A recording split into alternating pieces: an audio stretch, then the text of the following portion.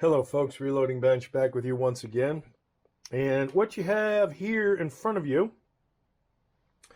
is some water, a 17-ounce bottle of water, which is about half full. And you have a line of weed whacker material. And the reason for this is I will show you some pictures as I'm talking, and then I'll share the second video that I made related to this a number of weeks ago. Actually, this goes back many months in terms of one of my vehicles, my Ford Explorer, one of the things I initially showed on my channel when I began back in 2016. My Ford Explorer is a vehicle I don't drive that much anymore. So I have a battery disconnect, so I don't have to drain the battery. And I drive it usually every 2 weeks to keep the fluids and the bald spots or the flat spots from accumulating. And it was on one of those drives, maybe a month plus ago or so. It's rainy season here. And I went driving, and I was probably about 5 minutes into the drive, and I noticed that my rubber mat had drops of water in the passenger side. I just happened to look down for whatever reason as I was driving, and I noticed a couple drops of water on top of my rubber mats, my winter rubber mats in the passenger side, front passenger side. So I was in a residential area, and I pulled over because I was like, what's this? And when I lifted the mat, I was shocked. I had standing water in the footwell of the front passenger side of the Ford Explorer. So I thought, what the heck? And immediately drove home, got out my wet and dry vac, as well as my carpet spot cleaning vac, my what is it, rug doctor. It's for the pets, for the dogs and the cats, cleaning the house. And I first used the wet dry vac, and I got quite a bit of water up. And then I used the dry vac, or excuse me, the rug doctor, and cleaned up some more water. All in all, I probably had more than a half gallon of water, which shocked me, utterly shocked me. And I had towel, and it went all the way to the rear passenger side as well. So I had towels probably in and out of the car on a daily basis for 3-4 days, letting them soak, letting the carpets dry, wringing the towels out, swapping the towels out for new towels, anything I could do to better dry everything out.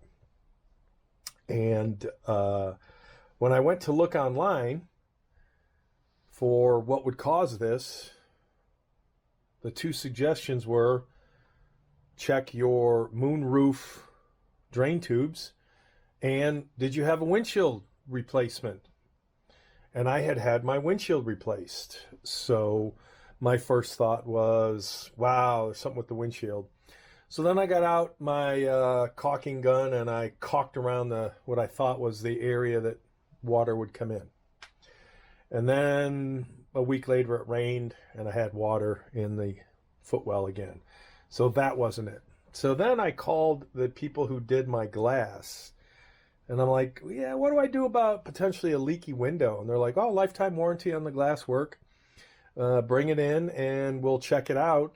And if it's the glass, we will not charge you. If it's not the glass, we will charge you $125.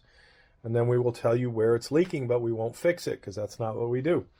So I thought, okay, I set an appointment, and then I watched some more videos, and I thought, you know what? Let me follow the guidelines and instructions of what other people are doing with weed whacker line and their drain tubes.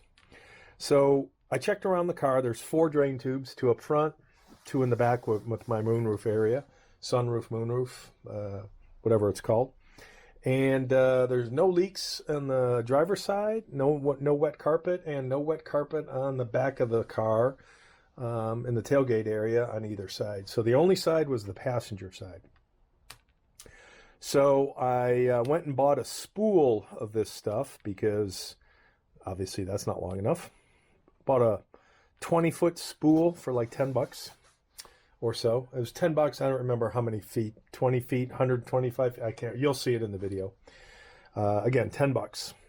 And I then did the test. Actually, what I should have done, I didn't test it first. I should have, but wasn't thinking. I did poke this into the drain tube. Probably went a good 3 feet. I think I said in the video like 2 feet. It was a long, I was pushing that stuff in, feeding that stuff in forever. And then I had to take the towel because I have a white interior, white headliner. As I was pulling this out, I noticed it was coming out with, you know, scum, you know, like, I don't remember if that was actually it. I want to say that was, because it was, you know, nothing super bad. But again, it was dirty, which means potentially clogged. So then I went and I had this, you know, filled up almost before the Kirkland, probably to one of these last oranges. And then I dumped this in the trough, and sure enough, it just came dribbling out. So this potentially solved my problem, this $10 line of weed whacker and some water. A lot of the videos, other videos I watch, talk about using compressed air, like from a compressor or you know, a dust-off bottle, with a couple of caveats. Some were saying if you do it too aggressively, you could pop the tube off, and then there's a disconnect issue. So I did not use the compressed air. All I did was use this particular method, and I think that worked like a charm, because I did this in the morning and it has rained twice since. Actually, what's funny is it rained last night and I used one of the ShamWow orange spongy towels and I put it in the wheel well. Yesterday afternoon, I left it there. It was completely dry because it was sitting in the sun all day. It rained last night. I went to check this morning, and sure enough, that thing was damp enough where I could squeeze water, so it soaked up the water that was in the wheel well. And then I went and picked up my line. I cleaned it, did the water test, which you'll see in the video right after this. And it has rained twice since then, both heavy rains. And the carpet is completely dry. So I'm hoping that was the problem. Because the wind, you know, as far as I'm concerned, the window, the front windshield, rather, hasn't leaked in 2 years. And this, you know, all of a sudden started, you know, I don't know how recently, but when I noticed about a month ago or whenever I first pulled over and saw that amount of water. So I don't know how long it's been accumulating, because that was a lot of water. But again, rainy season. So I'm wondering if that drain just got clogged enough and then it forced it somehow into the cabin, into the wheel well of the passenger side. And that's that. So you'll see part 2 of the video on what I did to clean this. And that seems to have worked. Again, it's rainy season, so we'll see if my solution holds. Later. All right, both drain holes up front have been flushed, or at least augered with this for about a good 2 feet until there was resistance. And this is where the area you'll see the water flow. Got a relatively full bottle of water up to the almost the last orange before the Kirkland. I'm going to pour that in here. I don't know if the camera is seeing the drain hole, but I'm going to pour it in that trough. And hopefully do this with one hand on the camera and one hand without spilling everything into my vehicle. All right, that's a goodly amount of water. And hopefully you can see that. So that is no longer clogged. I did the same thing on the driver's side.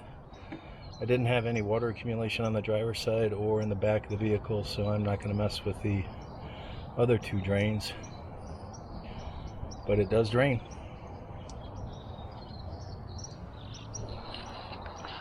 I don't know if you can see anything, because I can't. I'm not tall enough.